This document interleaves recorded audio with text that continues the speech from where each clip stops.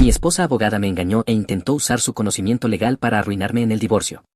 Descubrí que además estaba cometiendo fraude notarial por su cuenta. La denuncié ante el colegio de abogados, la inhabilitaron y ahora trabaja en un diner. Muy bien, Reddit, abróchense el cinturón porque esta es una historia salvaje que involucra a una esposa infiel, manipulación legal y el karma más satisfactorio que he presenciado en persona. Todo ocurrió a lo largo de los últimos 18 meses y por fin estoy en un punto en el que puedo hablar de ello sin querer golpear una pared. Un amigo me dijo que esto pertenecía a Internet, así que aquí estamos. Yo, hombre de 34 años, trabajo como inspector de equipos industriales para una empresa que trata con plantas de fabricación en todo el Medio Oeste. Básicamente viajo a fábricas y me aseguro de que su maquinaria no vaya a explotar o matar a alguien. Es un dinero decente, buenos beneficios y la mayor parte del tiempo trabajo de forma independiente, lo cual me viene perfecto. Empecé en este campo justo al salir de la universidad con un título en ingeniería mecánica y durante los últimos 12 años fui ascendiendo desde técnico de nivel inicial hasta inspector senior. El trabajo requiere un ojo extremadamente agudo para el detalle y tolerancia cero a cortar esquinas. Paso mis días examinando sistemas de transporte, prensas hidráulicas, robótica industrial y equipos de empaquetado. Cada inspección queda documentada con fotos, mediciones e informes de cumplimiento que podrían sostenerse en un tribunal si algo sale mal. Un solo error de mi parte podría significar que alguien pierda una extremidad o algo peor, así que me tomo el trabajo muy en serio.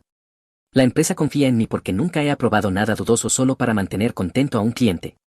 Mi día típico de inspección comienza a las 6 de la mañana, cuando llego a la planta que me hayan asignado. Lo primero es revisar los registros de mantenimiento del equipo y compararlos con las especificaciones del fabricante. Luego estoy subiendo escaleras, arrastrándome debajo de la maquinaria, revisando lecturas de presión hidráulica y midiendo patrones de desgaste en las piezas móviles. Todo se fotografía desde múltiples ángulos, con notas detalladas sobre lo que estoy viendo y por qué es importante. Al final del día normalmente he caminado 5 o 6 millas alrededor de la planta y he generado un informe de 20 páginas. El calendario de viajes significa que estoy en la carretera aproximadamente 3 semanas de cada mes, visitando diferentes plantas en Ohio, Michigan, Indiana e Illinois, normalmente fuera de casa de lunes a jueves y de regreso para fines de semana largos. No es glamuroso, pero el salario es sólido y realmente disfruto el trabajo. Hay algo satisfactorio en encontrar un punto potencial de fallo antes de que se convierta en un problema catastrófico. Conocí a Rebecca hace 7 años en la boda de un amigo en común. Ella llevaba 3 años ejerciendo derecho familiar y ya se estaba haciendo un nombre en un bufete de tamaño medio en el centro de la ciudad.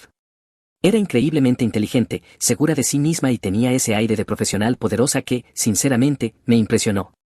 Usaba trajes perfectamente entallados y podía discutir hasta salir airosa de cualquier situación. En ese momento me pareció atractivo, aunque debió haber sido mi primera señal de advertencia. Nuestra primera conversación ocurrió en la recepción de la boda. Yo estaba sentado en una mesa con un grupo de personas que apenas conocía, haciendo la típica charla incómoda, cuando Rebecca se sentó a mi lado. Venía del bar con una bebida complicada que probablemente costó $15. Empezamos a hablar y, de alguna manera, terminamos discutiendo seguros de responsabilidad civil, de todas las cosas posibles. Resultó que ella representaba a un cliente en un caso de lesión laboral y quería aprovechar para preguntarme sobre estándares de seguridad de equipos. A la mayoría de la gente se le ponen los ojos vidriosos cuando empiezo a hablar de regulaciones de OSHA y cumplimiento de maquinaria, pero Rebecca hacía preguntas detalladas y realmente recordaba lo que yo decía. Quería saber sobre protocolos de inspección, qué tipo de documentación resistiría en un tribunal, cómo los peritos evalúan fallas de equipos. Hablamos durante aproximadamente 1 hora sobre accidentes con prensas hidráulicas y fallos en sistemas de transporte, mientras todos los demás en nuestra mesa se emborrachaban y bailaban con la mala música del DJ. Esa noche intercambiamos números. 3 días después me envió un mensaje preguntando si quería tomar un café y continuar la conversación sobre estándares de seguridad industrial. Pensé que estaba bromeando, pero iba completamente en serio. Nos reunimos en un lugar del centro cerca de su oficina. Ella llevó un blog legal y tomó notas mientras yo explicaba la diferencia entre mantenimiento preventivo y mantenimiento correctivo. Mirando hacia atrás, debería haberme dado cuenta de que me estaba usando como consultor experto gratuito, pero en ese momento me pareció tierno que encontrara interesante mi trabajo aburrido. Esa cita para tomar café se convirtió en una cena la semana siguiente, luego en tragos en un bar de vinos la semana posterior, y de repente nos veíamos 2 veces por semana y yo pasaba los fines de semana en su apartamento. Vivía en un bonito rascacielos en el centro, con ventanas de piso a techo y muebles realmente de adulto, en lugar de las cosas de segunda mano que la mayoría de la gente de nuestra edad tenía. El lugar parecía sacado directamente de una revista de diseño de interiores. Rebecca provenía de una familia con dinero antiguo.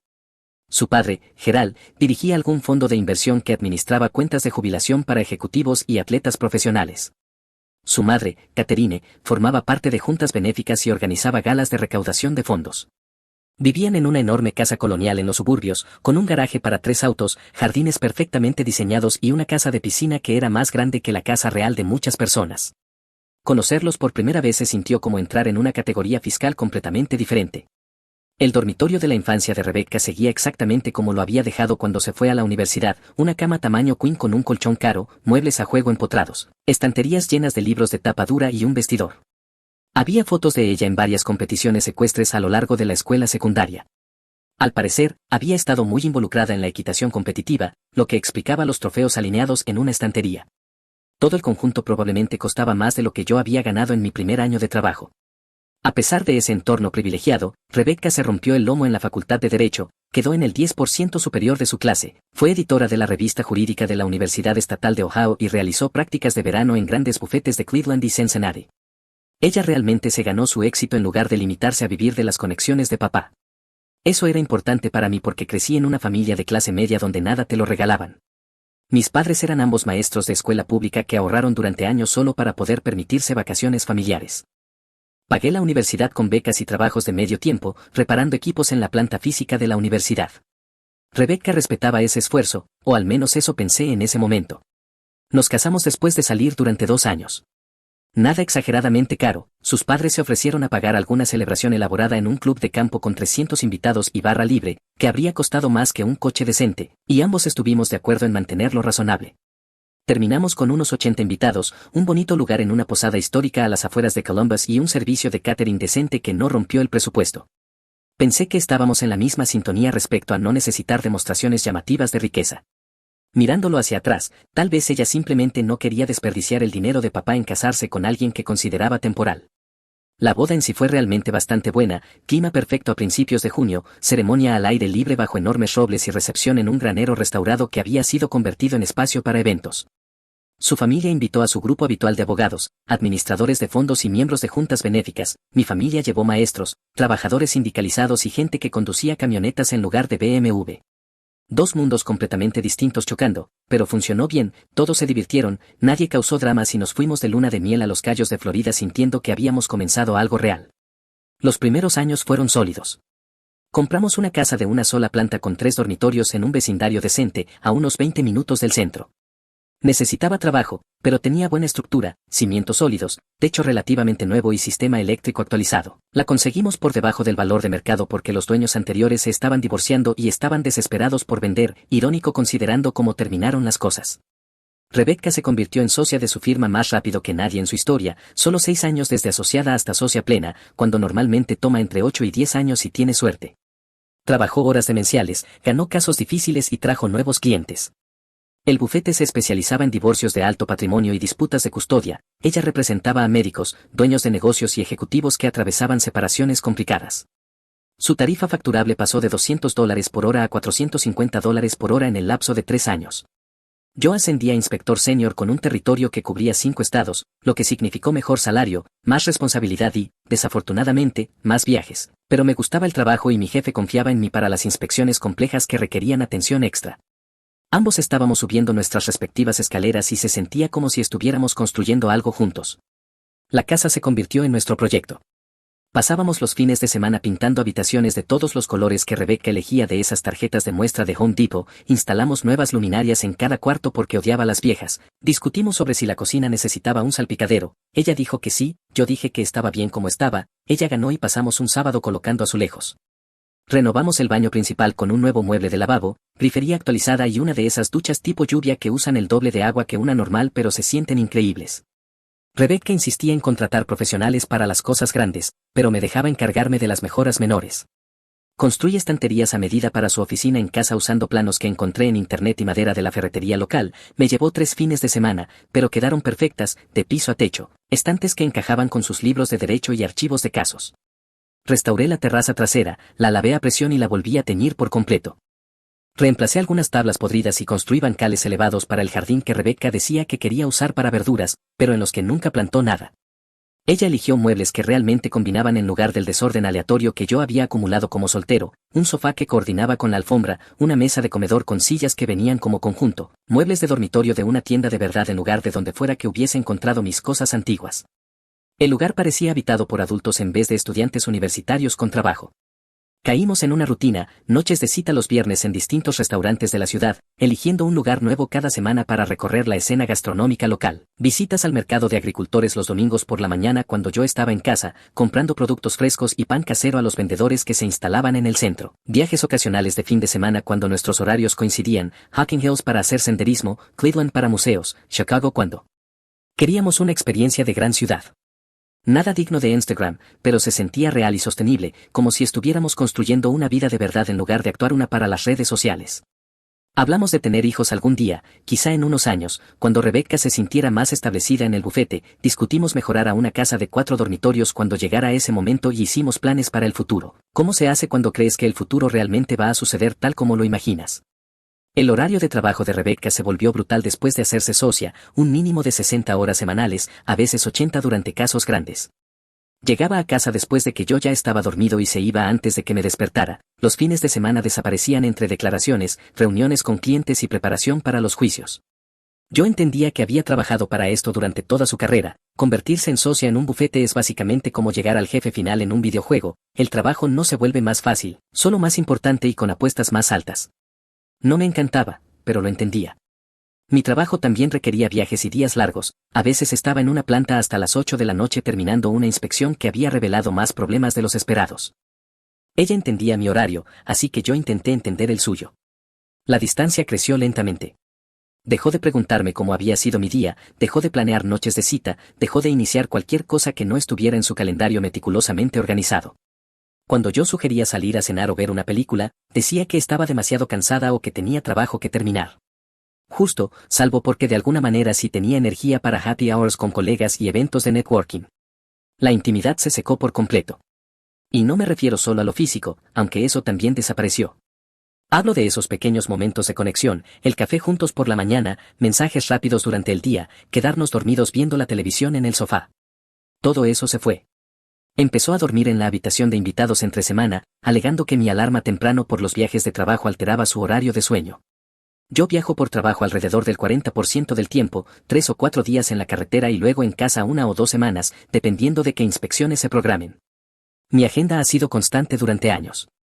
Le enviaba mi calendario de viajes al inicio de cada mes. Sabía exactamente cuándo estaría fuera y cuándo estaría en casa. Mirándolo hacia atrás, esa previsibilidad probablemente le facilitó mucho la vida cuando decidió empezar a engañarme.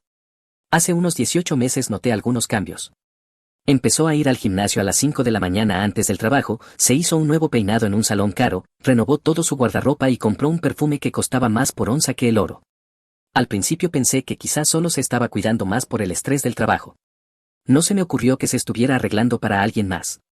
Luego vino el comportamiento con el teléfono, siempre boca abajo sobre la mesa, siempre llevándolo al baño, cambió su contraseña sin decir nada. Antes era nuestro aniversario de bodas.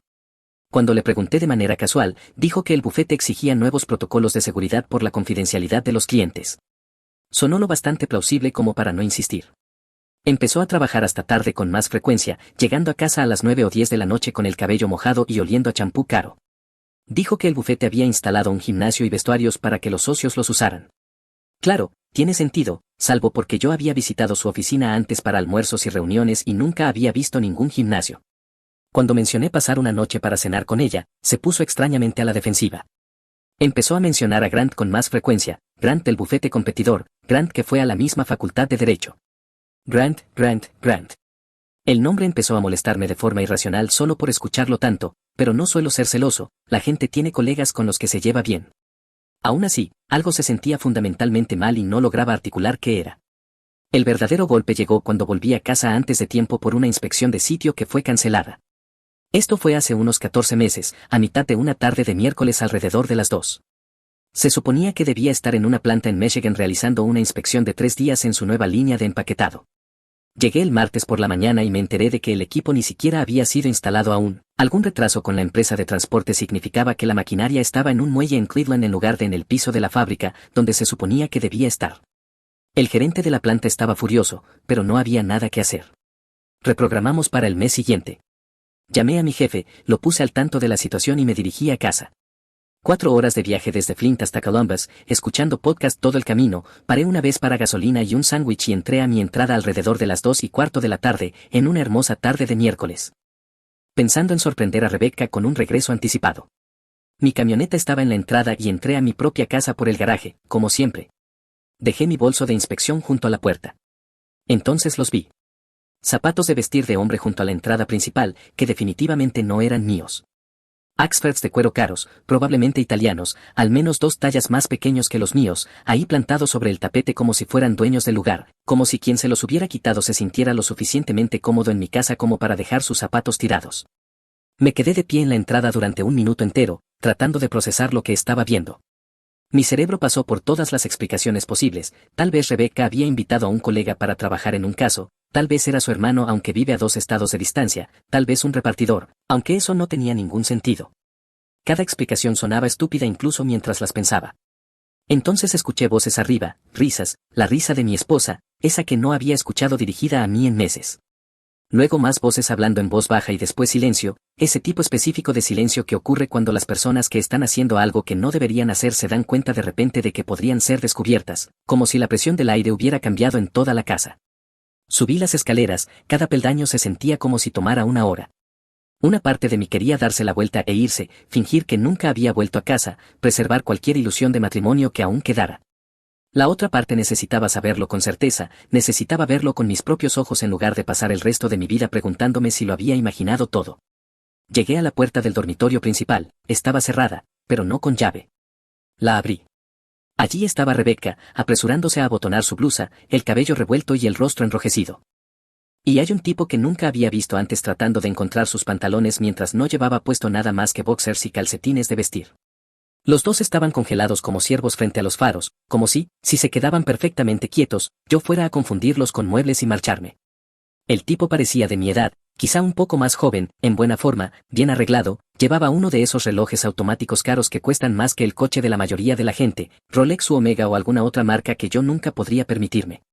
Tenía todo ese aspecto corporativo pulido que probablemente funciona bien en salas de conferencias y alegatos finales, el tipo de hombre que definitivamente usa la palabra sinergia sin ironía. Esto no es lo que parece, dice Rebecca, la clásica frase de apertura, como si hubiera alguna otra explicación para que haya un extraño medio desnudo en nuestro dormitorio a las 2 de la tarde de un miércoles. Yo simplemente me quedé allí mirando a ambos. No grité, no lo agarré, no golpeé a nadie, solo miré. Mi entrenamiento de inspector se activó, observar, documentar, evaluar, informar.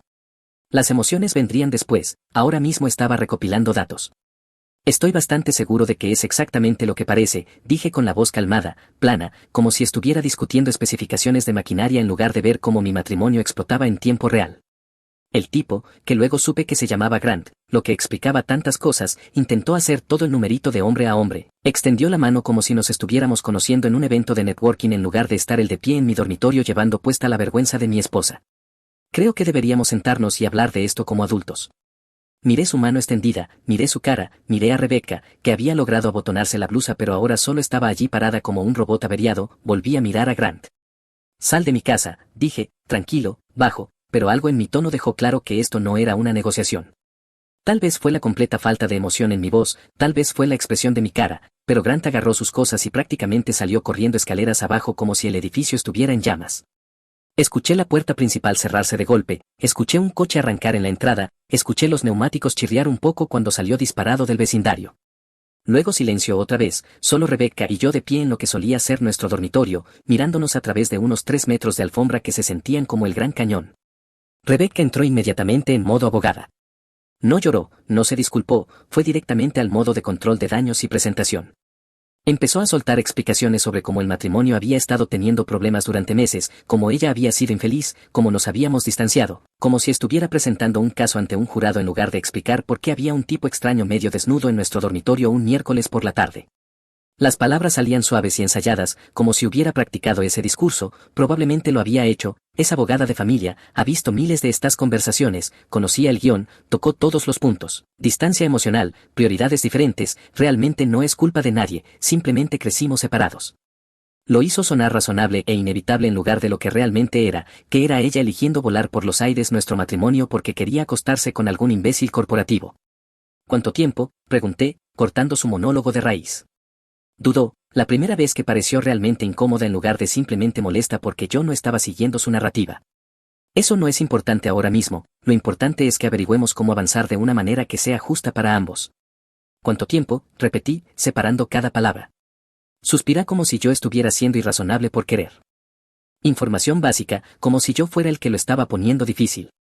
6 meses, pero Sam, tienes que entenderlo, nunca estás en casa, siempre estás viajando por trabajo, me sentí sola y Grant estaba ahí. Levanté la mano. Basta, simplemente basta. 6 meses, medio año de mentiras, medio año llegando a casa conmigo y fingiendo que todo estaba bien mientras se acostaba con otra persona, medio año en el que yo pensaba que solo necesitábamos trabajar en la comunicación cuando en realidad ella estaba ocupada trabajando en destruir todo lo que habíamos construido. Quiero el divorcio, dije, simple y directo, sin margen para negociación.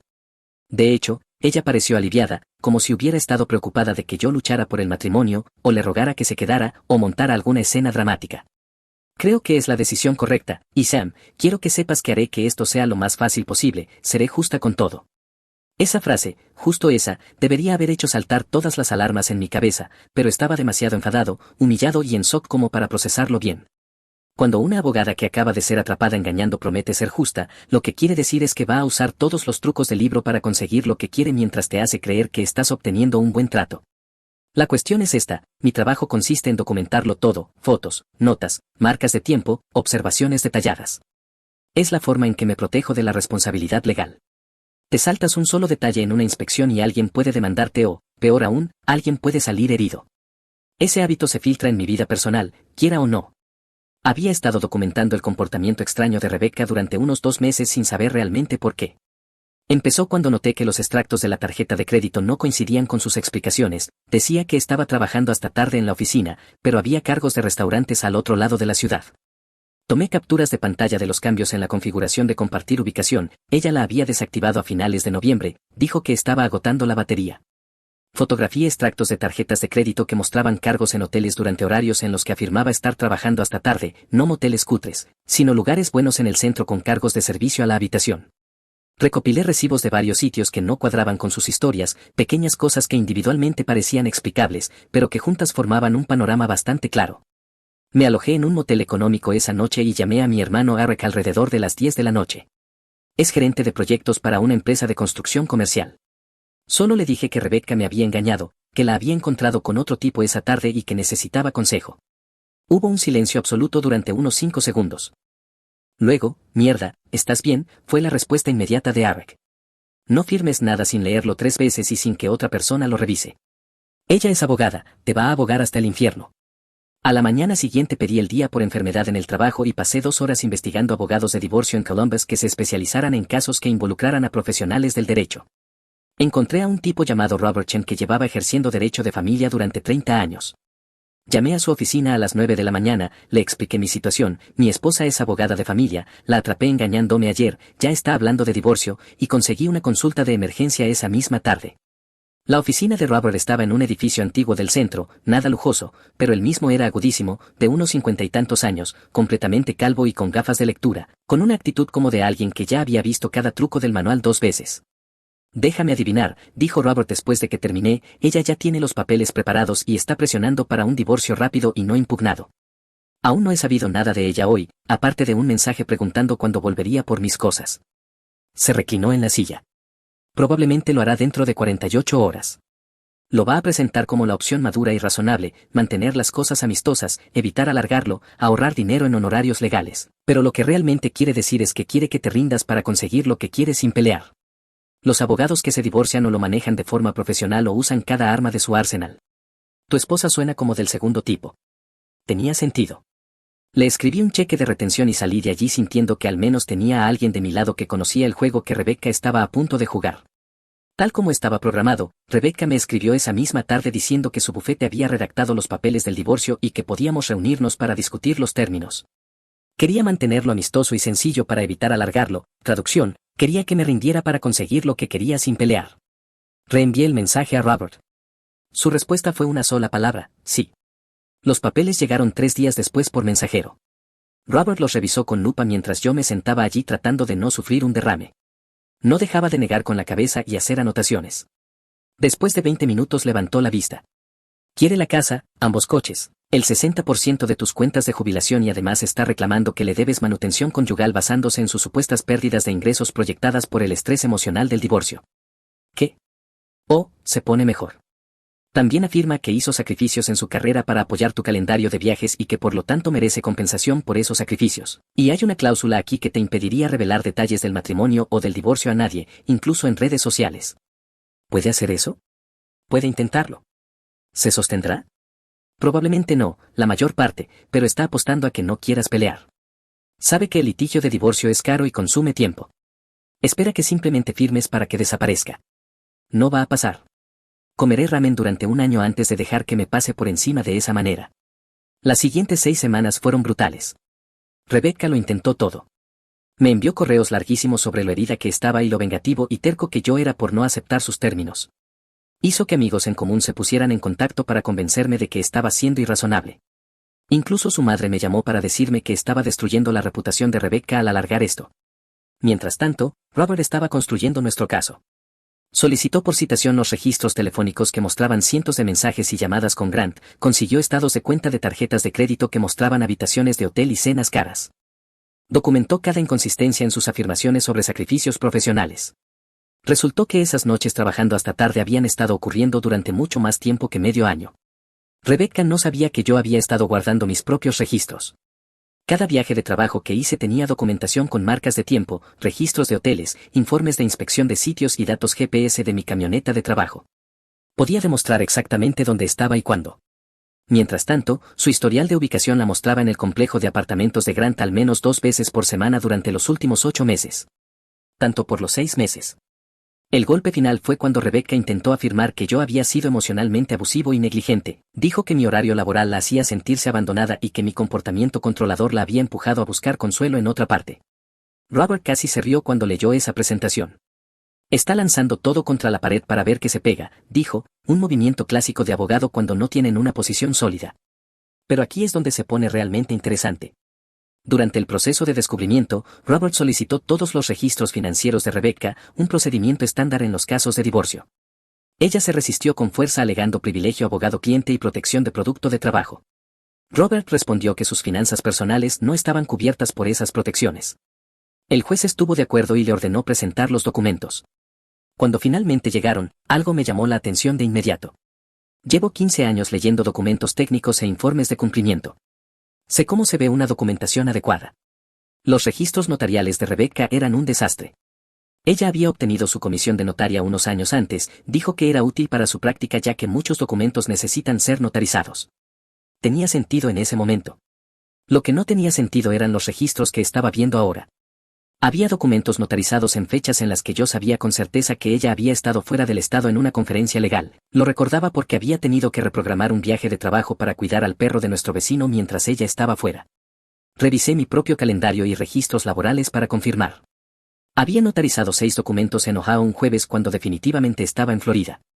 Luego noté más inconsistencias, documentos notarizados en horarios en los que ella había estado en el tribunal. Podía cruzar esos datos con registros judiciales públicos.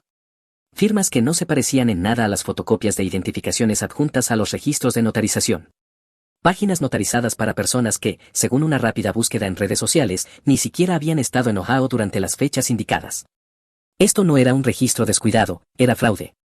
Pasé una semana revisándolo todo con lupa y encontré al menos 30 casos de lo que parecía notarización falsa a lo largo de un periodo de 3 años, documentos notarizados cuando ella estaba demostrablemente en otro lugar, firmas notarizadas sin que la persona estuviera presente, fechas que no coincidían con nada. Llevé todo a Robert. Se puso pálido. ¿Sabes lo que estás viendo aquí?, me preguntó. Fraude notarial que podría hacer que la inhabiliten. Esto no es poca cosa, Sam, es actividad criminal grave. Si siquiera la mitad de estos casos son lo que parecen, ha estado falsificando documentos legales durante años. ¿Qué hago con esto? Robert se recostó y pensó durante un largo momento. Oficialmente, como tu abogado de divorcio, tengo que decirte que usar esta información como arma en el proceso de divorcio sería éticamente cuestionable y potencialmente ilegal. Podría parecer extorsión si la amenazas con denunciarla a menos que acepte términos favorables. Y extraoficialmente, muy extraoficialmente, tienes la obligación, como ciudadano, de reportar un fraude sospechado a las autoridades correspondientes. El Colegio de Abogados del Estado de Ohio tiene una junta disciplinaria que investiga estas cosas. Lo que hagas con esta información fuera del contexto de nuestro caso de divorcio depende enteramente de ti. La forma en que lo dijo dejó su significado completamente claro. Esto ya no se trataba del divorcio, se trataba de la ley, y Rebecca la había estado violando. Me tomé unos días para pensarlo. No intentaba ser vengativo ni mezquino, pero cuanto más miraba esos documentos, más enfadado me ponía. Ella me había engañado durante meses, había intentado arruinarme en el divorcio y todo el tiempo había estado cometiendo fraude que podría haber perjudicado a personas inocentes. Algunos de esos documentos eran transacciones inmobiliarias, otros eran poderes notariales, uno era una declaración jurada relacionada con un caso de custodia infantil. Había estado falsificando notarizaciones en documentos que afectaban la vida de la gente, sus casas, sus hijos, todo porque era demasiado perezosa o estaba demasiado ocupada para hacer su trabajo correctamente. Hice copias de todo, lo organicé en una línea de tiempo clara con documentación de respaldo, escribí un informe detallado explicando cada caso y por qué parecía fraudulento, e incluí mi propia documentación que demostraba que ella estaba en otro lugar durante algunas de las notarizaciones. Me llevó alrededor de 40 horas de trabajo a lo largo de 2 semanas, pero lo hice a prueba de fallos y lo presenté ante la Junta Disciplinaria del Colegio de Abogados del Estado de Ohio con una carta de presentación explicando que lo había descubierto durante el proceso de divorcio. Y sentí la obligación de denunciarlo. No mencioné nada sobre querer venganza ni sobre estar enojado por la aventura, simplemente expuse los hechos y dejé que hablaran por sí solos. Luego esperé, el colegio de abogados se mueve despacio, tienen que investigar, entrevistar testigos, revisar registros y darle a la abogada la oportunidad de responder. Pasaron unos 4 meses antes de que supiera algo. Durante ese tiempo el divorcio seguía avanzando lentamente. Rebecca había retrocedido en algunas de sus exigencias más agresivas después de que Robert dejara claro que teníamos registros telefónicos y datos de ubicación, y que no iba a ser el divorcio rápido y fácil que ella había esperado. Ella no tenía ni idea de que yo la había denunciado. ¿Por qué la tendría? El Colegio de Abogados no anuncia las investigaciones públicamente, mantienen todo confidencial hasta que haya una resolución formal. Entonces, un día, recibí una llamada de Robert. ¿Denunciaste a Rebecca ante el Colegio de Abogados?, me preguntó. Sí, hace unos meses. ¿Por qué? Porque acaba de presentar una moción de emergencia para suspender el proceso de divorcio, dice que está bajo investigación y que no puede concentrarse en el caso ahora mismo. Su abogado está pidiendo un aplazamiento de 6 meses. No pude evitar sonreír. ¿La están investigando? Según la moción, sí, y por lo que suena es serio. Está rodeada de un abogado penalista especializado en denuncias ante el Colegio de Abogados. Los meses siguientes fueron tranquilos de mi lado, pero aparentemente infernales para Rebecca. Me enteré por amigos en común de que había sido suspendida del ejercicio de la abogacía mientras duraba la investigación. Su firma la puso en licencia. Contrató a un abogado que cobraba por hora más de lo que la mayoría de la gente gana en un día. Yo me concentré en el trabajo, me mudé a una casa de alquiler y empecé a ir al gimnasio de forma constante por primera vez en años. Perdí alrededor de 20 libras y me sentía mejor de lo que me había sentido en mucho tiempo. Ni siquiera estaba pensando en salir con alguien todavía, pero se sentía bien tener mi vida de nuevo bajo mi propio control. Las conclusiones del Colegio de Abogados llegaron unos 8 meses después de que presenté la denuncia. Sostuvieron casi todos los cargos. Determinaron que Rebecca había falsificado notarizaciones de forma sistemática durante un periodo de 3 años, que había notarizado documentos sin testigos presentes, había antedatado notarizaciones y había notarizado firmas de personas que nunca había conocido. Todo el paquete completo. La inhabilitaron de manera permanente, sin posibilidad de readmisión. También remitieron el asunto al fiscal del condado para posibles cargos penales, aunque nunca supe si algo salió de eso. El divorcio finalmente se cerró 2 meses después, con la carrera de Rebecca hecha pedazos y su posición de negociación destruida. Aceptó un acuerdo mucho más razonable. Yo conservé mis cuentas de jubilación, dividimos las ganancias de la venta de la casa y me quedé con mi camioneta. No hubo manutención conyugal en ninguna dirección. El abogado de Rebecca intentó argumentar que su inhabilitación no era relevante para el acuerdo de divorcio, pero el juez no estuvo de acuerdo. Es difícil alegar que necesitas manutención cuando perdiste tu licencia profesional por tu propio comportamiento criminal. Lo último que supe es que Rebecca trabaja como mesera en algún diner a las afueras de Columbus. Sus elegantes contactos de bufete se secaron bastante rápido una vez que se corrió la voz de por qué había sido inhabilitada. Grant también la dejó. Al parecer, salir con una abogada desacreditada no era tan emocionante como acostarse con una exitosa. Sus padres le cortaron el apoyo financiero después de que la inhabilitación se hiciera pública, dijeron que había avergonzado a la familia. Me la encontré hace unos 6 meses en un supermercado. Se veía agotada, el cabello recogido en una coleta desordenada. usando vaqueros y una camiseta en lugar de sus trajes de poder. Me vio, se puso roja como un tomate e intentó esconderse en otro pasillo. Yo seguí comprando, no iba a hacer una escena ni a regodearme, verla así fue suficiente. Uno de los documentos que ella había falsificado era para una familia que necesitaba un poder notarial para que su padre anciano pudiera recibir atención médica mientras ellos estaban fuera del estado. Debido a que Rebecca lo antedató incorrectamente, hubo una disputa legal que retrasó su atención durante 3 semanas. La familia tuvo que contratar a un abogado para arreglarlo. Todo se habría evitado si ella hubiera hecho bien su trabajo. Otro caso involucró a una pareja joven que compraba su primera casa. Rebecca notarizó documentos del préstamo sin que ellos estuvieran presentes y falsificó sus firmas. La compañía de títulos lo detectó durante el proceso de cierre y todo el trato casi se vino abajo. La pareja tuvo que apresurarse a encontrar otra propiedad antes de que expirara su tasa bloqueada, lo que les causó miles de dólares en costos adicionales y meses de estrés. Eso es lo que me afecta. No solo me engañó a mí o mintió para conseguir un mejor acuerdo de divorcio, estaba dañando activamente a personas que confiaban en ella para hacer su trabajo, todo para ahorrar tiempo o evitar inconvenientes. La aventura fue una traición personal, el fraude fue una traición profesional a todos los que dependían de ella. Los padres de Rebecca la cortaron por completo. Su madre renunció a 2 juntas benéficas porque la gente no dejaba de preguntar por su hija.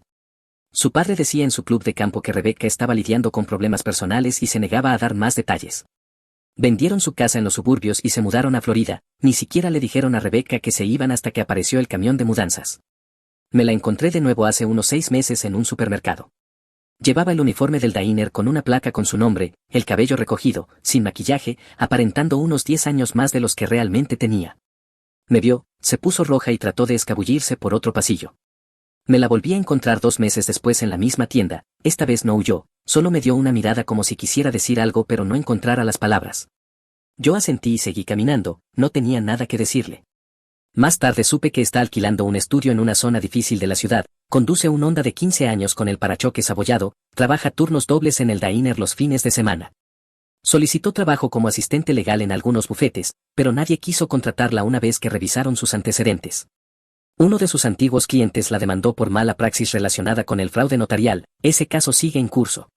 Su seguro la dejó, así que se está representando a sí misma, y por lo que escuché no le está yendo bien. La pareja joven cuyo trato inmobiliario casi se vino abajo por sus notarizaciones falsificadas terminó perdiendo la casa de sus sueños, los vendedores se fueron con otro comprador.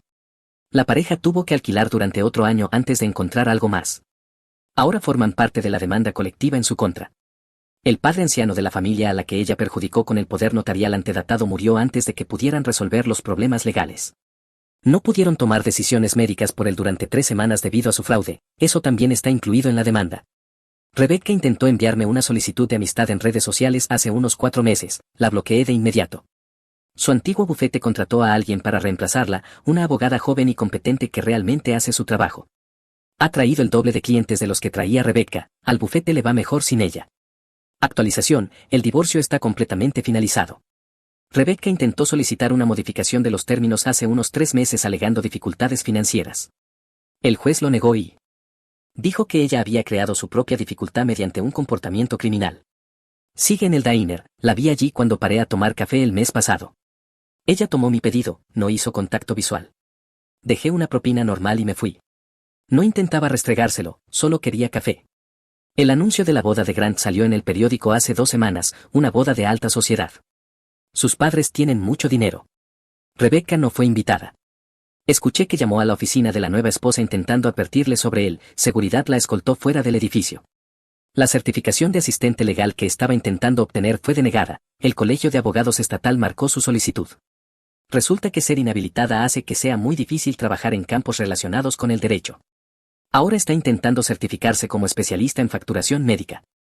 El mes pasado entraron a robar en su apartamento, se llevaron su televisor y su portátil. La policía no recuperó nada. Ella publicó sobre ello en redes sociales pidiendo ayuda para reemplazar las cosas, obtuvo 3 respuestas, nadie donó. La demanda colectiva en su contra se resolvió, está pagando cuotas mensuales durante los próximos 10 años. La mayor parte de su sueldo se va en eso y en el alquiler. Básicamente está en la ruina hasta los 45 años. Mi novia se la encontró por accidente en el supermercado. Rebecca intentó explicar su versión de la historia, mi novia simplemente se dio la vuelta y se fue a mitad de la frase. Luego me lo contó y nos reímos. Ningún arrepentimiento por nada de esto. Mi hermano se acostó con mi novia de 3 años, la dejó embarazada antes de que siquiera termináramos y se casó con ella en secreto en un juzgado mientras yo estaba fuera en la universidad. Después me llamó riéndose y cuando por fin lo confronté en la casa de nuestra madre, simplemente sonrió con suficiencia y dijo que me perdí, que ella eligió al hermano mejor. Ese fue el día en que corté a ambos de mi vida para siempre. All alright, así que ayer solté una bomba en el funeral de mi padre que llevaba 28 años gestándose.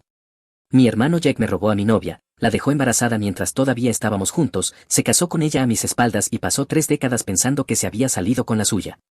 Alerta de spoiler, no fue así, y las consecuencias han sido absolutamente nucleares. Antes de entrar en lo que pasó ayer, necesitan toda la historia de fondo, porque esto no es solo un drama familiar insignificante, son 28 años de manipulación calculada, abuso y mentiras, que finalmente alcanzaron a alguien que creía ser intocable. Las palabras salieron de mi boca antes de que pudiera registrarlas por completo. El salón de recepciones del centro comunitario de San Miguel quedó en silencio absoluto, no del tipo de silencio en el que la gente va notando poco a poco que algo interesante está pasando, fue un vacío instantáneo de sonido. Los tenedores se quedaron suspendidos en el aire, mi primo Andrew se atragantó con el agua, la mano de Margaret voló a sus perlas como si acabara de anunciar que me postulaba a un cargo público con una plataforma de incendios provocados. El rostro de Jack se volvió completamente blanco. Jessica, sentada a su lado con ese vestido negro que probablemente pensó que la hacía ver digna, se quedó congelada con el vaso a medio camino de sus labios. Seguí hablando porque cuando empiezas algo así no frenas. A mitad de cada cosa que dije, con mi voz llevándose por encima de las 63 personas que habían acudido a llorar a mi padre, añadí que también quería que supieran que papá lo sabía, que lo supo durante los últimos 3 años y que se aseguró de que las personas correctas se enteraran cuando llegara el momento. No esperé ninguna respuesta. Me giré, pasé junto a la expresión horrorizada de mi hija Olivia, junto al asentimiento cómplice de mi esposa Amanda y salí directamente por la puerta. En la tarde de octubre, detrás de mí, escuché la silla de Jack arrastrarse contra el suelo, la voz de Jessica elevarse en pánico y la confusión recorrer a una familia que había pasado casi 3 décadas fingiendo que todo estaba bien. 24 horas después, sus vidas enteras colapsarían, pero me estoy adelantando. Para entender por qué ese momento lo significó todo, por qué esperé 28 años por él, necesitas entender lo que Jack me quitó. No solo a Jessica, no solo mi juventud o mi confianza o mi capacidad de amar sin sospecha, me quitó por completo la comprensión de quién se suponía que debía ser yo en este mundo. Tenía 21 años cuando ocurrió. Era estudiante de 3er año en Stanford, estudiando ciencias de la computación, cuando eso significaba algo muy distinto a lo que significa ahora. Eran los primeros años de los 90, cuando saber programar realmente era algo especial, antes de que cualquier persona se declarara desarrollador después de un curso intensivo de fin de semana. Jessica Mellor fue la primera mujer a la que amé de verdad y profundamente, de esa manera en que aman los hombres jóvenes cuando aún no han aprendido que el amor requiere algo más que intensidad. Era brillante, divertida y tenía una forma de mirar el mundo que hacía que todo pareciera más luminoso. Nos conocimos en la secundaria durante un laboratorio de física, donde ella fue la única que no me trató como un nerd por entender realmente las ecuaciones. Ya entonces se dirigía hacia la escuela de medicina, hablaba de convertirse en cirujana pediátrica y de ayudar a niños que no podían ayudarse a sí mismos. Estuvimos juntos desde el último año de secundaria, haciendo que funcionara durante la universidad. Ella estaba en premedicina en Berkeley y mantuvimos la relación a distancia con llamadas nocturnas que duraban hasta las 3 de la madrugada y visitas de fin de semana que se llevaban casi todo lo que ganaba en mi trabajo del campus. Trabajaba en la librería universitaria 20 horas a la semana solo para poder pagar la gasolina y conducir para verla cada 2 fines de semana. Mi compañero de cuarto solía bromear diciendo que estaba más comprometido con esos viajes que con mis propias clases.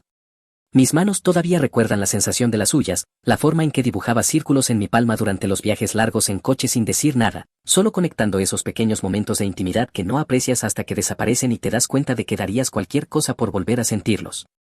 Tenía una risa que empezaba suave y crecía hasta apoderarse de todo su cuerpo, hacerla reír se convirtió en mi mayor ambición en la vida.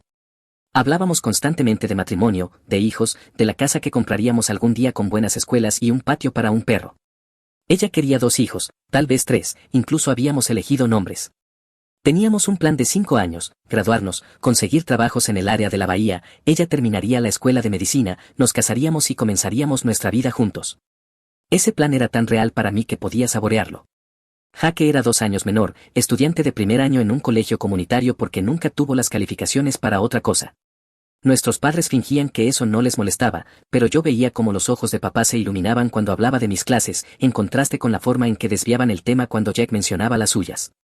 La comparación siempre estuvo ahí, no dicha pero evidente. Jaque también la veía y la odiaba. Empezó a preguntar por Jessica durante mi 2º año, preguntas casuales al principio, cómo estaba, qué estudiaba. Yo pensé que estaba siendo un buen hermano. Mirando atrás, le estaba entregando el plano para robármela.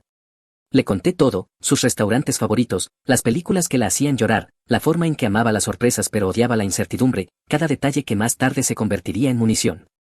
En las vacaciones de Navidad de mi tercer año, Jack anunció que estaba pasando tiempo con Jessica mientras yo estaba ocupado estudiando, solo para hacerle compañía. Dijo, debe sentirse sola con tu ausencia constante. Lo dijo con una expresión de preocupación, como si realmente le importara su bienestar, como si me estuviera haciendo un favor asegurándose de que mi novia no se sintiera sola. De hecho, le agradecí por ser considerado. ¿Puedes creerlo? Le agradecí por la oportunidad de robarme a mi novia. Nuestros padres sonreían orgullosos de lo unidos que estaban sus hijos, de cómo Jack estaba dando un paso adelante para ayudar a su hermano, de lo maravilloso que era que todos nos lleváramos tan bien. Mamá incluso dijo que estaba orgullosa de lo maduros que éramos los dos, de lo adultos que éramos y de lo raro que era que dos hermanos fueran tan solidarios el uno con el otro. Las señales estaban por todas partes, pero yo era demasiado confiado, demasiado enamorado y demasiado ciego para verlas. Jessica dejó de contestar las llamadas con rapidez, antes atendía al primero o segundo timbrazo y de repente todo iba directo al buzón de voz, con devoluciones de llamada horas después. Su voz por teléfono se volvió distante, distraída, conversaciones que antes fluían de manera natural empezaron a sentirse forzadas, como si cumpliera por obligación y no porque quisiera. Empezó a cortar las conversaciones, citando agotamiento por el estudio, por el trabajo, por la vida en general. Antes podíamos hablar durante horas de nada y de todo, y de pronto 15 minutos ya era demasiado. Bostezaba, decía que necesitaba dormir, prometía llamar mañana, mañana llegaba y era yo quien la llamaba. Cuando la visité en febrero, se sobresaltó cuando toqué su hombro, se apartó físicamente, como si yo fuera un extraño que se había acercado demasiado. Esa debió haber sido mi llamada de atención, pero me empeñé en poner excusas. Está estresada, dijo, las solicitudes para la escuela de medicina son brutales. Le creí porque quería creerle, porque la alternativa, que algo iba mal, que se estaba alejando, que quizá yo no era suficiente, era demasiado dolorosa para examinarla de frente. La llamada llegó un jueves de marzo, lo recuerdo porque acababa de sacar una nota perfecta en mi examen parcial de algoritmos y pensaba llamar a Jessica para celebrarlo. Contestó al primer timbrazo, y esa debió haber sido la primera pista de que algo estaba mal. Ryan, necesito decirte algo. La cualidad de su voz, plana y ensayada, como si leyera un guión, me lo dijo todo antes de que pronunciara otra palabra. Estoy embarazada. Es de Jack. Dos frases que inclinaron mi mundo de lado. Hemos estado viéndonos desde Navidad. Lo siento, pero lo amo. Me voy a casar con él la próxima semana en el juzgado. El resto salió de golpe, como si hubiera estado conteniendo la respiración. Su contrato de alquiler empieza el próximo mes. Nos vamos a mudar juntos. Esto es lo mejor para todos. Clic, 3 años comprimidos en 90 segundos dentro de un tono de llamada cortada. La llamé de inmediato, buzón de voz, volví a llamar, otra vez, 17 veces en total, cada vez esperando que contestara, cada vez recibiendo el mismo mensaje alegre del buzón que habíamos grabado juntos meses antes, una grabación de otra vida. Mi compañero de cuarto me encontró en el suelo de nuestra habitación del dormitorio a las 2 de la madrugada, todavía sosteniendo el teléfono, mirando una grieta en el techo que nunca antes había notado. Pensó que alguien había muerto, en cierto modo, alguien lo había hecho. Llamé a Jack a la mañana siguiente. Contestó al tercer timbrazo y lo primero que escuché fue risa, una risa larga y burlona, el tiempo suficiente para entenderlo. Dijo que ella le había contado que llevaba meses fingiendo conmigo, que yo era aburrido y predecible, que estar con él se sentía como vivir de verdad. Intenté decir algo, pero las palabras fallaron. Te dormiste, perdiste, hermano mayor, eligió al mejor hombre. Acéptalo. La línea se cortó. Conduje a casa ese fin de semana, 5 horas borrosas de rabia e incredulidad. La radio sonaba con canciones que no escuchaba, otros coches me adelantaban sin que los registrara. Apreté el volante con tanta fuerza que los nudillos se me pusieron blancos y permanecieron así durante días. Cuando enfrenté a Jack en la casa de nuestros padres, ni siquiera tuvo la decencia de parecer avergonzado. Estaba despatarrado en el sofá del salón viendo un partido de baloncesto, una bolsa de patatas abierta sobre el estómago. ¿Qué quieres que diga? Se encogió de hombros con una pereza que me hizo querer romper algo. Ella eligió al hermano mejor. Supéralo. Era mía. Teníamos planes, teníamos un futuro. Teníamos, en pasado, suena a que estás poniéndote al día. Volvió su atención a la pantalla. Cierra la puerta al salir. Mamá apareció en el umbral, el rostro destrozado por la culpa y la impotencia. Papá estaba detrás de ella, la mandíbula tan tensa que podía ver el músculo temblar. Ninguno dijo lo que yo necesitaba oír. Ninguno le dijo a Jack que estaba equivocado. Ese silencio me lo dijo todo. Mi hermano menor me había robado a la novia, la había dejado embarazada y se iba a casar con ella, y mis padres iban a permitirlo porque enfrentarlo sería incómodo, porque mantener la paz importaba más que mantener la lealtad con el hijo que realmente se había ganado su respeto. Me fui ese día y no hablé con ninguno de ellos durante meses. Jake y Jessica se casaron en un juzgado la semana siguiente, sin familia invitada, sin ceremonia, solo dos personas, un juez y una mentira que se convencerían a sí mismos de llamar amor. Volví a Stanford y me lancé a los estudios con una intensidad casi maníaca que probablemente preocupó a mis profesores. Me gradué con honores, conseguí un trabajo en una empresa de software antes de que el diploma estuviera siquiera impreso y me mudé al otro lado del país, a Seattle, distancia física del naufragio de mi antigua vida. Ese año no volví a casa para Acción de Gracias, ni para Navidad ni para Pascua. Envié a mis padres una tarjeta en sus cumpleaños y llamé en el Día de la Madre y el Día del Padre porque no estaba listo para cortar del todo, pero tampoco para perdonar. Nunca me pidieron que me reconciliara con Jack, tal vez sabían que era inútil, tal vez solo estaban aliviados de no lidiar con la tensión. Jake y Jessica tuvieron a su primer hijo en octubre, Ethan, mi sobrino. Me enteré por una tía que pensó que seguramente querría saberlo. Envié una tarjeta con $50 porque eso parecía la respuesta mínima socialmente aceptable. No la firmé ni escribí un mensaje, solo el dinero y una tarjeta comprada en una tienda con felicitaciones impresas en letra cursiva. Un segundo hijo llegó 3 años después, Caleb, la misma respuesta de mi parte, el mismo vacío. Para entonces había conocido a Amanda. Era ingeniera civil, trabajaba en un proyecto relacionado con uno de los nuestros, inteligente, divertida y paciente con mi equipaje emocional de una manera que sugería que ella también tenía el suyo. Salimos durante 2 años antes de que le propusiera matrimonio y nos casamos en una ceremonia pequeña en su ciudad natal, con su familia y mis amigos de la universidad. Invité a mis padres y vinieron. No trajeron a Jack ni a Jessica ni preguntaron si podían hacerlo, ese era el acuerdo al que habíamos llegado en silencio. Podían tener una relación conmigo o podían tener los eventos familiares de Jack, pero no ambos en la misma habitación. Amanda y yo tuvimos a Olivia 1 año después de casarnos. Es lo mejor que he hecho en mi vida, inteligente como su madre, terca como yo, con un sentido feroz de la justicia que probablemente viene de crecer escuchando versiones cuidadosamente editadas de por qué solo tiene abuelos por un lado de la familia. Pasaron los años, yo construí una carrera, Amanda construyó la suya, Olivia creció. Éramos felices de esa manera tranquila y poco llamativa que no da para grandes historias, pero sí para una buena vida. A veces pensaba en Jack, me preguntaba si era feliz, si Jessica lo era, si alguna vez sentían culpa por lo que habían hecho. Pero la mayoría del tiempo simplemente no pensaba en ellos. Luego, hace 3 años, papá enfermó. Cáncer de páncreas, del tipo que avanza rápido y no negocia. Estadio 4 cuando lo detectaron, lo que significaba meses y no años. Me llamó él mismo para decírmelo. Su voz por teléfono sonaba más pequeña de lo que recordaba, más vieja, mortal. Esa fue la peor parte, darse cuenta de que los padres no son invencibles y de que el tiempo alcanza a todos al final. Necesito decirte algunas cosas, dijo después del diagnóstico. Antes podía dejar pasar conversaciones, ahora no puedo. Antes de que el cáncer o la medicación me quiten la capacidad de decir lo que necesita ser dicho.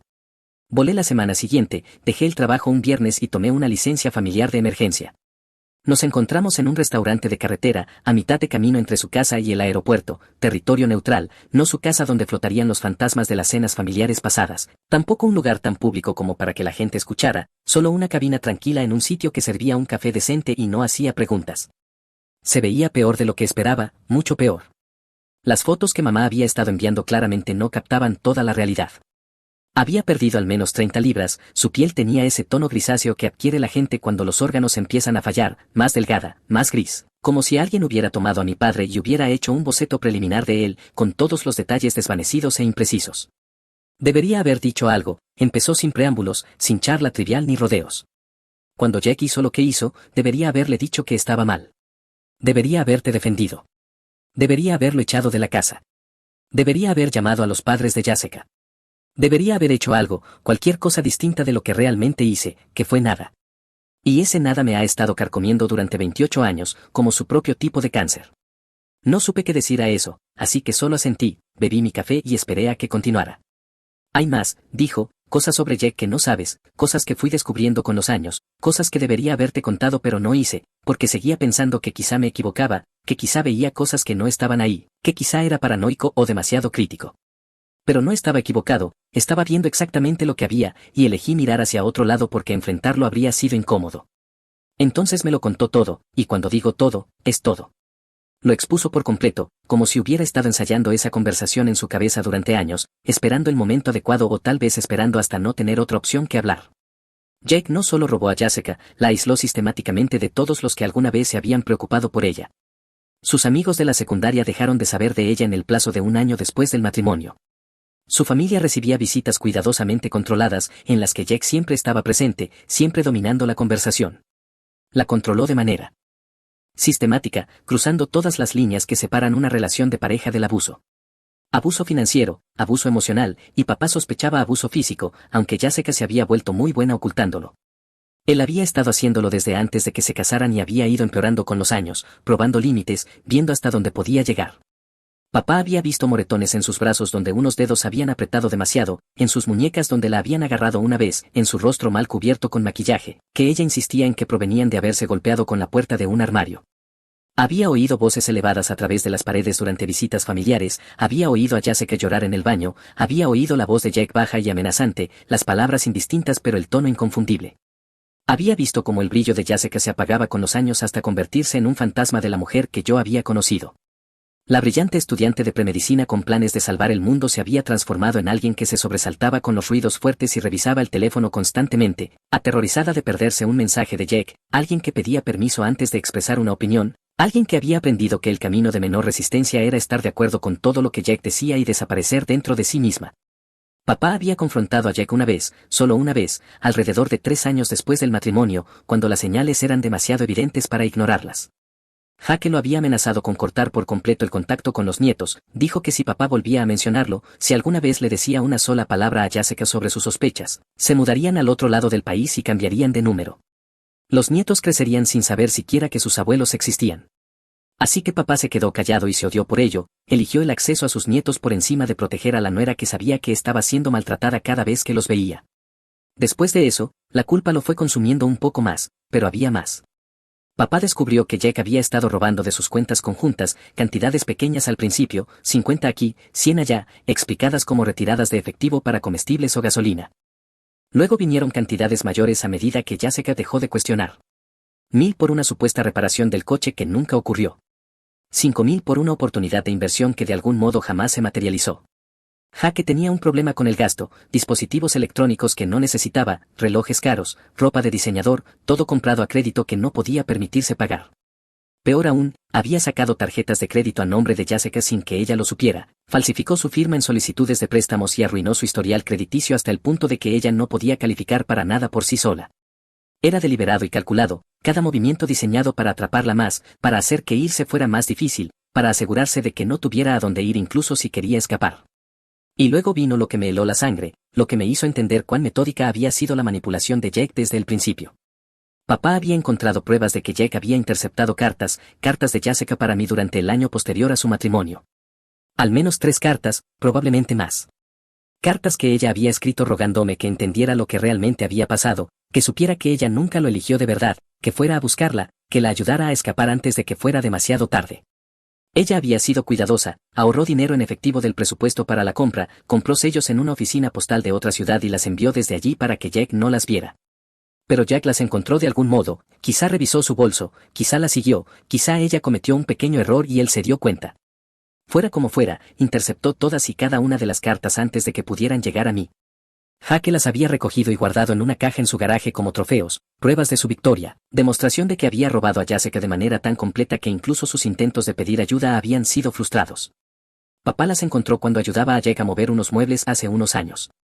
Jake había dejado la puerta del garaje abierta, la caja estaba sobre una estantería a plena vista. Tal vez se volvió arrogante, tal vez pensó que nadie miraría, pero papá vio su letra en la etiqueta de la caja y sintió curiosidad. Dentro estaban las cartas de Jessica para mí, cartas mías para Jessica de esos primeros meses tras la ruptura, también interceptadas de alguna manera, y un diario. El diario de Jake. Páginas enteras detallando su plan para robar a Jessica, cómo la había estudiado, cómo aprendió sus patrones, cómo averiguó exactamente qué decir y cuándo decirlo, cómo creó deliberadamente situaciones en las que ella estaba vulnerable y él estaba allí para consolarla, cómo utilizó cada pieza de información que yo le había contado sobre ella contra los dos. Todo estaba expuesto, toda la campaña calculada. Nada de ello había sido espontáneo ni natural. Fue el robo premeditado de la vida de otra persona. Papá había fotografiado todo con su teléfono, hizo copias digitales y las mantuvo respaldadas en 3 lugares distintos. Cuando enfermó, puso copias físicas en su caja de seguridad bancaria junto con documentación escrita de todo lo que había observado a lo largo de los años, fechas, horas, descripciones de moretones, grabaciones de discusiones. Había estado recopilando pruebas durante años, demasiado cobarde para usarlas mientras estaba sano, pero decidido a que salieran a la luz algún día. Necesito que tengas esto, dijo papá mientras deslizaba un grueso sobre Manila por la mesa del restaurante. Sus manos temblaban ligeramente, no supe si por el cáncer o por el peso de lo que me estaba entregando. Cuando llegue el momento, cuando estés listo, necesito que arregles esto. Yo no puedo hacerlo. Me estoy quedando sin tiempo y sin valor, ambos. Pero tú sí puedes, siempre fuiste el fuerte, Ryan, el bueno, el que sabía distinguir el bien del mal y tenía la firmeza para actuar. Haz que responda por lo que hizo, no solo contigo, con Jessica, con Cal, con todos. Kyle, el hermano menor de Jessica. Esa fue la otra cosa que papá me contó esa noche.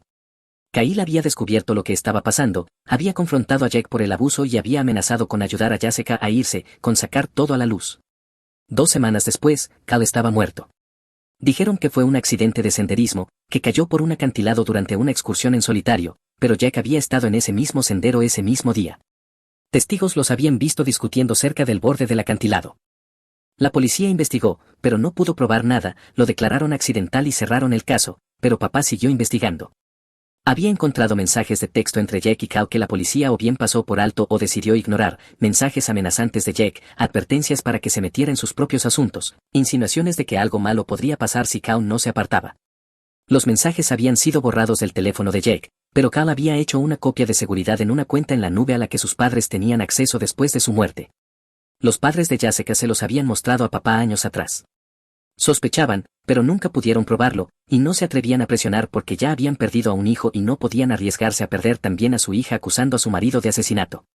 Yo estaba sentado en aquella cabina del restaurante leyendo documento tras documento, impresiones de mensajes de texto, fotocopias de diarios, una línea de tiempo que papá había construido mostrando cada prueba, cada incidente, cada momento que demostraba que Jack no era solo un infiel despreciable, sino un abusador metódico y muy posiblemente un asesino.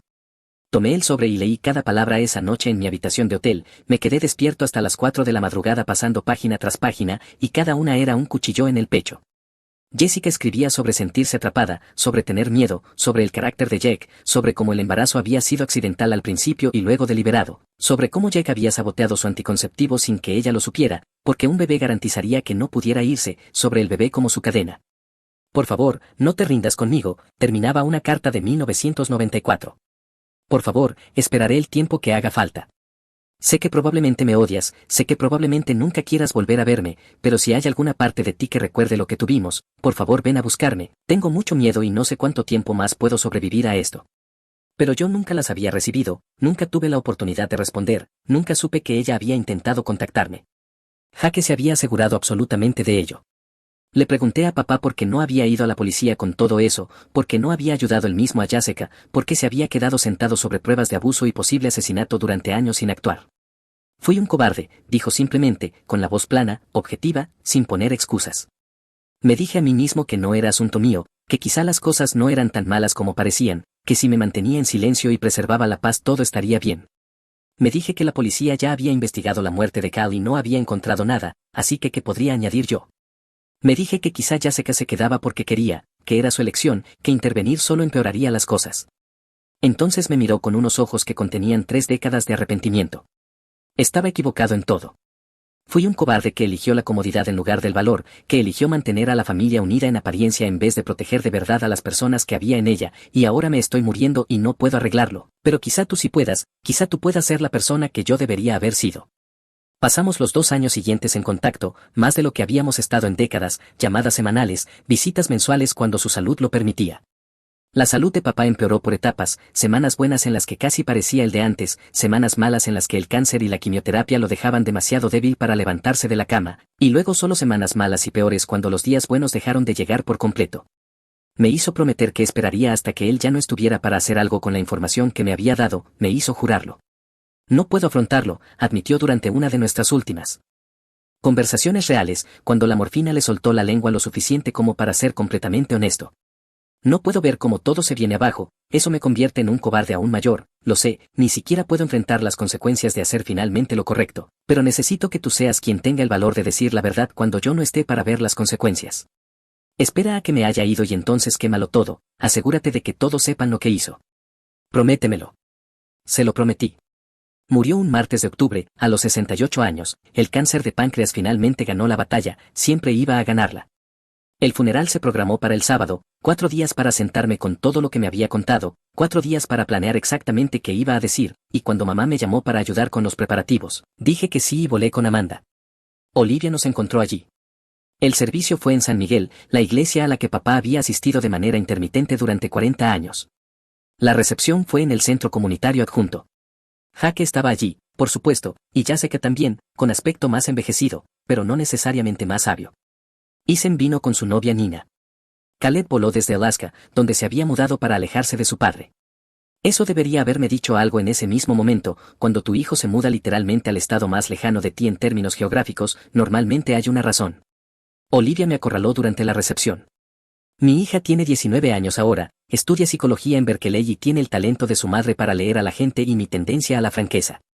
Necesitas hablar con el tío Jack, dijo, por el bien de la familia, por la memoria del abuelo, lo que haya pasado entre ustedes fue hace casi 30 años, ¿no crees que ya es hora de dejarlo ir? La miré, a mi hija inteligente y hermosa que no tenía idea de lo que me estaba pidiendo, que pensaba que la familia significaba perdón incondicional, que creía que el tiempo curaba todas las heridas y que ser la persona más grande siempre era la elección correcta. No, dije simplemente. Papá, por favor, solo habla con él, di algo, cualquier cosa, este silencio ya ha durado demasiado. Me agarró de la mano y me llevó a través de la sala hasta donde Jack y Jessica estaban sentados en una mesa en la esquina. Nos vieron venir. El rostro de Jessica se volvió cuidadosamente neutro. Jack adoptó esa sonrisa falsa que siempre pone cuando intenta parecer una persona razonable. Olivia hizo algunas cortesías, preguntó por los nietos, mencionó lo bueno que era que estuviéramos todos juntos para una ocasión tan triste. Ese tipo de charla trivial que se supone que sirve para tender puentes, pero que casi siempre solo resalta lo lejos que están realmente las orillas. Luego me miró con expectación, esperando que tomara la rama de olivo que me estaba ofreciendo y hiciera algo conciliador con ella, que fuera la persona más grande, que perdonara, que siguiera adelante, y fue entonces cuando lo dije, mirando a Jack directamente a los ojos, luego a Jessica, asegurándome de que ambos escucharan cada palabra con claridad. Sé lo que le hiciste a Cal. El color se les fue del rostro a los dos al mismo tiempo. Kyle era el hermano menor de Jessica, el que murió en un accidente de senderismo hace 5 años, al menos eso era lo que todos habían creído. Sé lo que le hiciste a Cal, repetí, cada una de esas palabras, y quiero que ambos sepan que papá también lo sabía. Lo supo durante los últimos 3 años. Se aseguró de que las personas adecuadas se enteraran cuando llegara el momento. Entonces me di la vuelta y me fui. Lo curioso de lanzar bombas es que la explosión no es inmediata, siempre hay un retraso, un instante en el que el mundo contiene la respiración antes de que todo detone. Me subí a mi coche de alquiler y volví al hotel. Amanda ya estaba allí, se había ido antes de la recepción por un dolor de cabeza que probablemente era más diplomático que médico. Le conté lo que había hecho. Bien, dijo simplemente, ya era hora. La primera llamada llegó 1 hora después, mamá llorando, exigiendo saber qué quería decir, de qué estaba hablando, por qué diría algo tan horrible en el funeral de su propio padre. Le dije que revisara la caja de seguridad de papá, la del First National Bank del centro, a la que ella tenía acceso como su viuda. Todo lo que necesitaba saber estaba allí. Me colgó. La segunda llamada vino de Jessica, su voz temblaba. ¿Qué te dijo tu padre?, preguntó. Todo, le dije, sobre las cartas que me enviaste y que Jack interceptó, sobre el abuso financiero, sobre Cal, todo. Silencio al otro lado de la línea, luego en voz baja, casi un susurro, gracias. Colgó.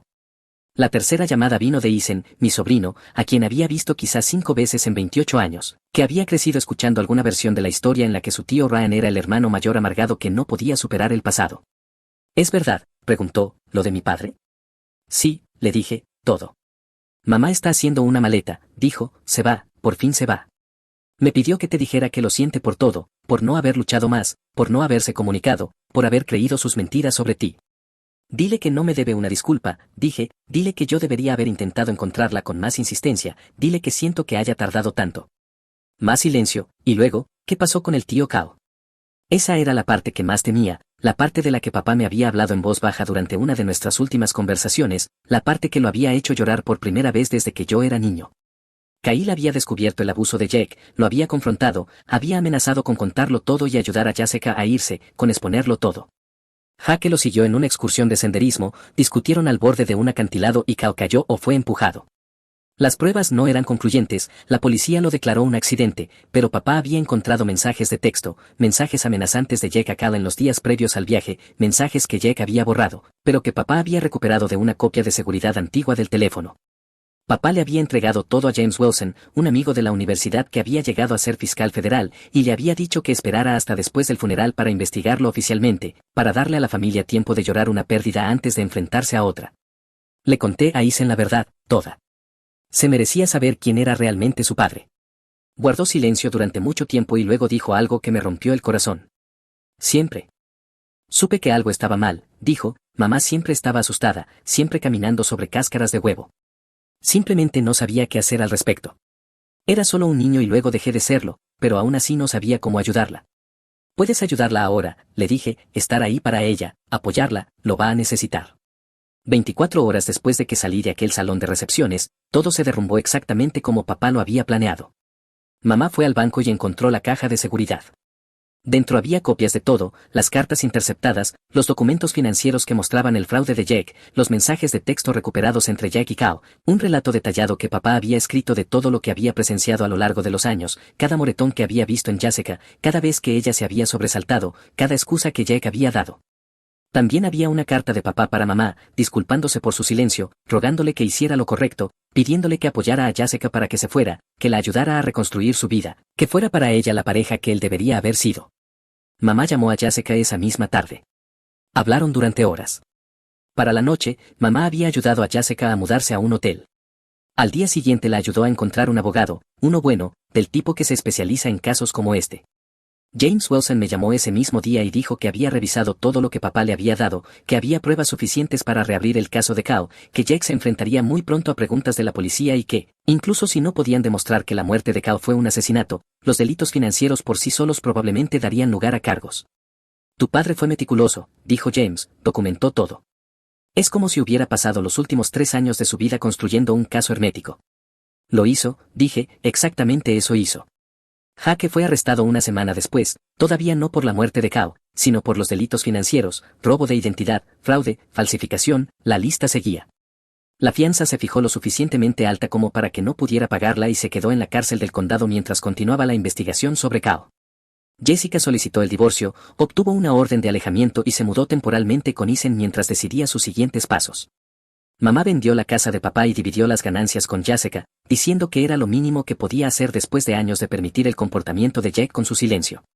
Caleb voló de regreso desde Alaska, se reconectó con su madre por primera vez en años y empezó terapia para lidiar con haber crecido en un hogar donde la violencia era normal. Isen hizo lo mismo, y yo volví a Seattle, a mi vida, pero algo había cambiado. El peso que había cargado durante 28 años, el peso de la traición, de las preguntas sin respuesta y de preguntarme si podría haber hecho algo diferente, ahora era más ligero, no había desaparecido. El trauma no se esfuma solo porque la persona que lo causó reciba lo que merece, pero era más ligero, manejable.